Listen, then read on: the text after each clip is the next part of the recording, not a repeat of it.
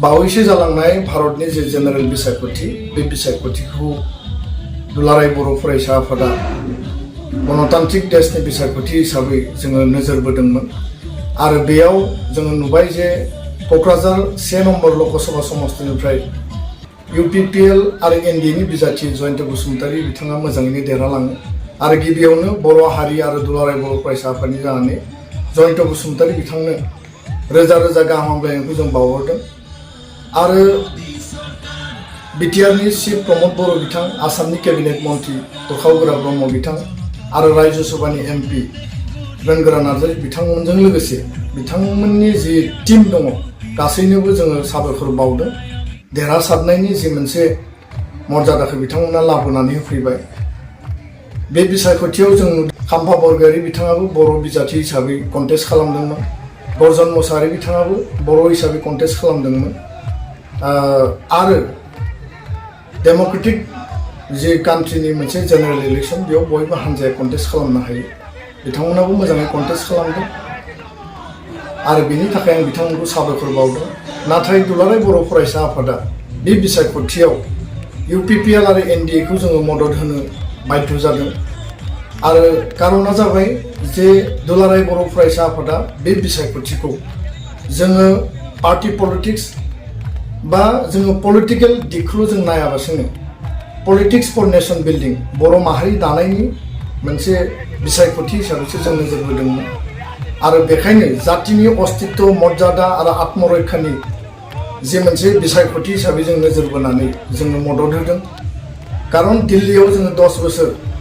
बर' MP जों गोमादोंमोन Kokrajhar ST समस्तिनिफ्राय बर' MP जों गोमादोंमोन जों नुदों जे थांनाय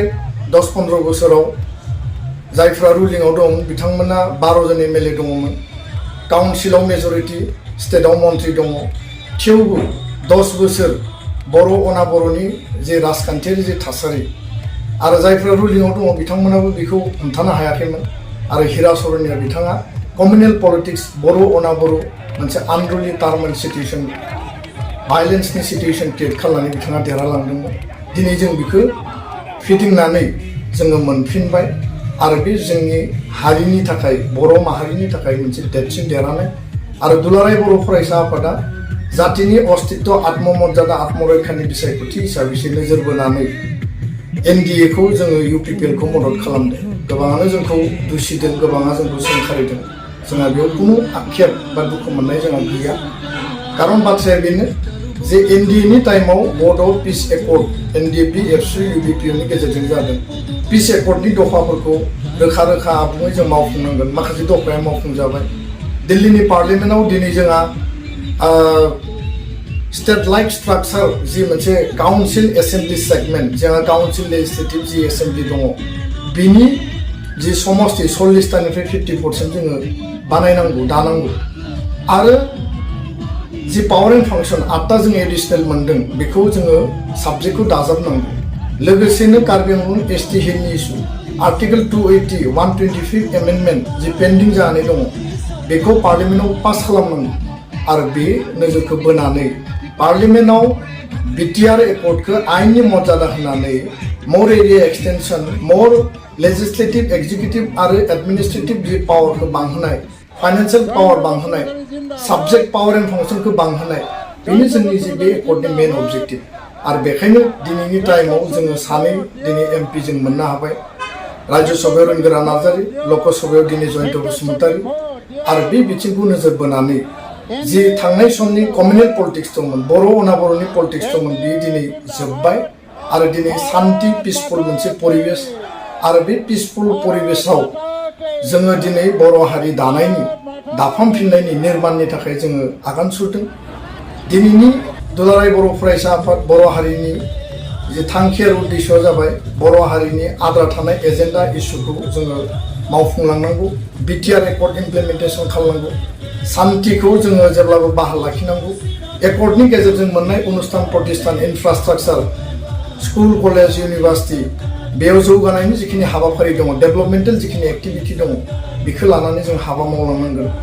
जोङो नोजोर बोदों जे दिल्लीनि पलिटिक्सआ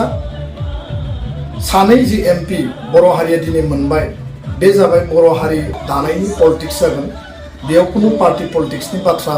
फैनो नाङा आं बे बाथ्राखौ बुंदों काउन्सिलाव स्टेटआव गावबा गाव हानजाया पलिटिक्स गेलेगोन जोंहा बुंनो गोनां गैया खिन्थु दिल्लीयाव सानै एमपिआ जेब्लायबो बर' हारि दानायनि बिटिआर एकर्डनि आद्रा दफाफोरखौ मावफुंनायनि थाखाय आरो लोगोसे बर' हारिनि इस्यु एजेन्डाखौ लानानै बिथांमोना खामानि मावलांगोन जोंहा गोथौयै आत्मबिश्वास दङ आरो बेखायनो 10 बोसोरनि जि मोनसे जोंनि आक्षेप जोंनि जि खुद्रिनाय जोंनि जि गोमानाय बेखौ दिनै जों फुलफिल खालामनो हाबाय जों नुदों दि दिनै दिल्लीयाव रावबो मेजरिटी मोननो हायाखै एलायन्सनि दिनै एनडिएनि सरकार थार्ड टाइमनि थाखाय मदि बिथाङा दानो थांगासिनो दङ आरो बेखायनो दुलाराय बर' फरायसा आफादा बर' हारिनि जानानै आरो हारियाव जिखिनि जोंनि ओनसोलखौ बड'लेण्ड बिटिआरखौ जि जौगानांगौनि थाखाय गासै बिथिङाव मोनसे माने आबुं महरै बेखौ लांनांगौनि थाखाय केबिनेट मिनिस्टार नङाबा मिनिस्टार अफ स्टेट दुलाराय बर' फरायसा आफादा बर' हारिनि जानानै जोङो दाबि दैखांदों आरो जों दाबि लाखियो आरो लोगोसेनो इउपिपिएल दोलोनि मानगोनां चिफ आरो मानगोनां मन्त्रि आरो राज्यो सभानि एमपि बिथांमोनखौ आं खावलायगोन दोलोखौ खावलायगोन आरो बिथांमोना जाहाथे एनडिएनि एलायन्स पार्टनार हिसाबै जाहाथे बेखिनि दाबिखौ लाखि जोंनिफ्रायथ' दाबिया थागोनानो आरो एनडिएनि जाय मुरब्बी नरेन्द्र मदि आरो बिथांमोननि हान्जाखौ जोङो दाबि दैखांदों जाहाथे बेखिनि मर्यादाखौ जाहाथे होयो बेजों लोगोसे जोंनि जौगानाया जाहाथे रोखा जायो बिसायख'थिया जोबलांबाय कुनु बेयाव भायलेन्स जायाखिसै शान्ति परिबेशनि गेजेरजों डेम'क्रेटिक बयबो एक्सारसाइजखौ खालामबाय आरो दिनैनि समाव नर्मेल मोनसे टाइम बेखायनो आङो बर' हारिनि मोनफ्रोमबो आफाद गौथुम साफ्रोमबो व्यक्ति आरो जायफोर राजखान्थि हान्जा बिथांमोनखौबो आं खावलायगोन जे गोजोन आरो खौसेथिनि गेजेरजों बर' हारिनि आद्रा थानाय इस्यु एजेन्डानि सार्थ'आव हाबा मावलांनायाव बयबो जाहाथे खौसेयै गारांबोगोन बयबो जाहाथे खौसेयै गसंथागोन आरो खौसेथिनि मोन्थोरखौ लानानै दुलाराय बर' फरायसा आफादा उननि समाव जों हाबा मावलांगोन बेखिनि खोथाखौनो फोरमायबाय आरो जाय बिथांमोना जोंखौ मदद होबाय दुलाराय बर' फरायसा आफादनि जोंनि मोनफ्रोमबो लेयारनि दैदेनगिरि मावथि बिथांमोना बे बिसायख'थियाव जातिनि हारिनि बिसायख'थि बे पार्टी पलिटिक्स नङा होननानै जायफोरा खामानि मावबाय आं धन्यबाद बावदों लोगोसेनो गुबुन गुबुन हारि माहारिनि आफादफोरखौबो बिथांमोननि दैदेनगिरि बिथांमोनखौबो आङो गोसो गोरबोनिफ्राय आंनि साबायखर आरो धन्यबादखौ बावबाय गोजोन्थों बावैसो जालांनाय भारतनि जे जेनेरेल बिसायख'थि बे बिसायख'थिखौ दुलाराय बर' फरायसा आफादा गणतान्त्रिक देशनि बिसायख'थि हिसाबै जोङो नोजोर बोदोंमोन आरो बेयाव जोङो नुबाय जे क'क्राझार 1 नम्बर लकसभा समस्तिनिफ्राय इउपिपिएल आरो एनडिएनि बिजाथि जयन्त बसुमतारी बिथाङा मोजाङैनो देरहालाङो आरो गिबियावनो बर' हारि आरो दुलाराय बर' फरायसा आफादनि जानानै जयन्त बसुमतारी बिथांनो रोजा रोजा गाहाम हामलायनायखौ जों बावहरदों आरो बिटिआरनि चिफ प्रमद बर' बिथां आसामनि केबिनेट मन्त्रि उरखाव ब्रह्म बिथां आरो राज्यो सभानि एमपि रोनगोरा नार्जारी बिथांमोनजों लोगोसे बिथांमोननि जि टीम दङ गासैनोबो जोङो साबायखर बावदों देरहासारनायनि जि मोनसे मर्यादाखौ बिथांमोना लाबोनानै होफैबाय बे बिसायख'थियाव जों नुदों जे साम्फा बरगयारी बिथाङाबो बर' बिजाथि हिसाबै कन्टेस्ट खालामदोंमोन गर्जन मोसाहारी बिथाङाबो बर' हिसाबै कन्टेस्ट खालामदोंमोन आरो डेम'क्रेटिक जे कान्ट्रिनि मोनसे जेनेरेल इलेक्सन बेयाव बयबो हान्जाया कन्टेस्ट खालामनो हायो बिथांमोनाबो मोजाङै कन्टेस्ट खालामदों आरो बेनि थाखाय आं बिथांमोनखौ साबायखर बावदों नाथाय दुलाराय बर' फरायसा आफादा बे बिसायख'थियाव इउपिपिएल आरो एनडिएखौ जोङो मदद होनो बाध्य जादों आरो कारना जाबाय जे दुलाराय बर' फरायसा आफादा बे बिसायख'थिखौ जोङो पार्टी पलिटिक्स बा जोङो पलिटिकेल दिगखौल' जों नायाबासिनो पलिटिक्स फर नेशन बिल्डिं बर' माहारि दानायनि मोनसे बिसायख'थि हिसाबैसो जों नोजोर होदोंमोन आरो बेखायनो जातिनि अस्तित्व मर्यादा आरो आत्मरैखानि जे मोनसे बिसायख'थि हिसाबै जों नोजोर बोनानै जोङो मदद होदों कारन दिल्लीयाव जोङो 10 बोसोर बर' एमपि जों गोमादोंमोन क'क्राझार एसटि समस्तिनिफ्राय बर' एमपि जों गोमादोंमोन जों नुदों जे थांनाय 10-15 बोसोराव जायफ्रा रुलिंआव दं बिथांमोना 12 जन एमएलए दङमोन काउन्सिलाव मेजरिटी स्टेटआव मन्त्रि दङ थेवबो 10 बोसोर बर' अना बर'नि जे राजखान्थियारि जे थासारि आरो जायफ्रा रुलिंआव दङ बिथांमोनाबो बेखौ हमथानो हायाखैमोन आरो हिरा सरनया बिथाङा कमिउनेल पलिटिक्स बर' अनाबर' मोनसे आनरुलि टार्मेल सिटुएसन भायलेन्सनि सिटुएसन क्रिएट खालामनानै बिथाङा देरहालांदोंमोन दिनै जों बेखौ फिदिंनानै जोङो मोनफिनबाय आरो बे जोंनि हारिनि थाखाय बर' माहारिनि थाखाय मोनसे देरसिन देरहानाय आरो दुलाराय बर' फरायसा आफादा जातिनि अस्तित्व आत्ममर्यादा आत्मरैखानि बिसायख'थि हिसाबैसो नोजोर बोनानै NDA खौ जोङो UPPL खौ मदद खालामदों गोबाङानो जोंखौ दुसिदों गोबाङा जोंखौ सोंखारिदों जोंहा बेयाव खुनु आक्षेप बा दुखु मोननाय जोंहा गैया खारन बाथ्राया बेनो जे NDA नि टाइमाव बड' पिस एकर्ड NDP एबसु UBPO नि गेजेरजों जादों पिस एकर्डनि दफाफोरखौ रोखा रोखा आबुङै जों मावफुंनांगोन माखासे दफाया मावफुंजाबाय दिल्लीनि पार्लियामेन्टआव दिनै जोंहा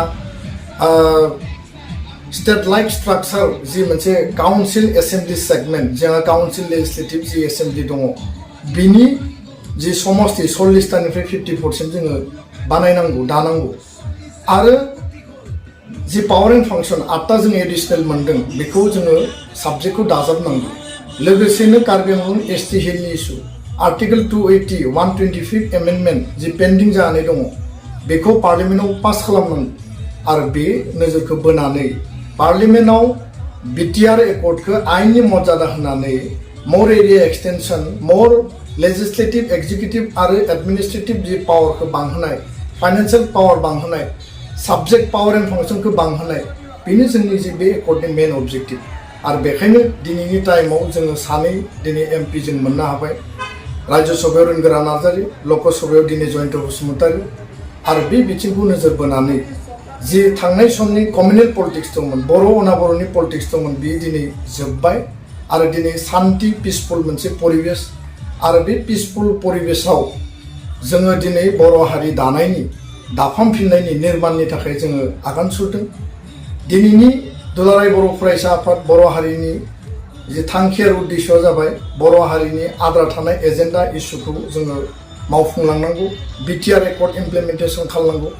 शान्तिखौ जोङो जेब्लाबो बाहाल लाखिनांगौ एकर्डनि गेजेरजों मोननाय अनुस्थान प्रतिष्ठान इनफ्रास्ट्राक्चार स्कुल कलेज इउनिभार्सिटि बेयाव जौगानायनि जिखिनि हाबाफारि दङ डेभेलपमेन्टेल जिखिनि एक्टिभिटि दङ बेखौ लानानै जों हाबा मावलांनांगोन जोङो नोजोर बोदों जे दिल्लीनि पलिटिक्सआ सानै जि MP बर' हारिया दिनै मोनबाय बे जाबाय बर' हारि दानायनि पलिटिक्स जागोन बेयाव खुनु पार्टि पलिटिक्सनि बाथ्रा फैनो नाङा आं बे बाथ्राखौ बुंदों काउन्सिलाव स्टेटआव गावबागाव हानजाया पलिटिक्स गेलेगोन जोंहा बुंनो गोनां गैया खिन्थु दिल्लीयाव सानै MPआ जेब्लायबो बर' हारि दानायनि BTR एकर्डनि आद्रा दफाफोरखौ मावफुंनायनि थाखाय आरो लोगोसे बर' हारिनि इस्यु एजेन्डाखौ लानानै बिथांमोना खामानि मावलांगोन जोंहा गोथौयै आत्मबिश्वास दङ आरो बेखायनो 10 बोसोरनि जि मोनसे जोंनि आक्षेप जोंनि जि खुद्रिनाय जोंनि जि गोमानाय बेखौ दिनै जों फुलफिल खालामनो हाबाय जों नुदों जे दिनै दिल्लीयाव रावबो मेजरिटि मोननो हायाखै एलायन्सनि दिनै NDA नि सरकार थार्ड टाइमनि थाखाय मदि बिथाङा दानो थांगासिनो दङ आरो बेखायनो दुलाराय बर' फरायसा आफादा बर' हारिनि जानानै आरो हारियाव जिखिनि जोंनि ओनसोलखौ बड'लेण्ड BTR खौ जि जौगानांगौनि थाखाय गासै बिथिङाव मोनसे माने आबुं महरै बेखौ लांनांगौनि थाखाय केबिनेट मिनिस्टार नङाबा मिनिस्टार अफ स्टेट दुलाराय बर' फरायसा आफादा बर' हारिनि जानानै जोङो दाबि दैखां आरो जों दाबि लाखि आरो लोगोसेनो UPPL दोलोनि मानगोनां चिफ आरो मानगोनां मन्त्रि आरो राज्य सभानि MP बिथांमोनखौ आं खावलायगोन दोलोखौ खावलायगोन आरो बिथांमोना जाहाथे NDA नि एलायन्स पार्टनार हिसाबै जाहाथे बेखिनि दाबिखौ लाखि जोंनिफ्रायथ' दाबिया थागोनानो आरो NDA नि जाय मुरब्बी नरेन्द्र मदि आरो बिथांमोननि हान्जाखौ जोङो दाबि दैखांदों जाहाथे बेखिनि मर्यादाखौ जाहाथे होयो बेजों लोगोसे जोंनि जौगानाया जाहाथे रोखा जायो बिसायख'थिया जोबलांबाय कुनु बेयाव भायलेन्स जायाखिसै शान्ति परिबेसनि गेजेरजों डेम'क्रेटिक बयबो एक्सारसाइजखौ खालामबाय आरो दिनैनि समाव नर्मेल मोनसे टाइम बेखायनो आङो बर' हारिनि मोनफ्रोमबो आफाद गौथुम साफ्रोमबो व्यक्ति आरो जायफोर राजखान्थि हान्जा बिथांमोनखौबो आं खावलायगोन जे गोजोन आरो खौसेथिनि गेजेरजों बर' हारिनि आद्रा थानाय इस्यु एजेन्डानि सार्थ'आव हाबा मावलांनायाव बयबो जाहाथे खौसेयै गारां बोगोन बयबो जाहाथे खौसेयै गसंथागोन आरो खौसेथिनि मोन्थोरखौ लानानै दुलाराय बर' फरायसा आफादा उननि समाव जों हाबा मावलांगोन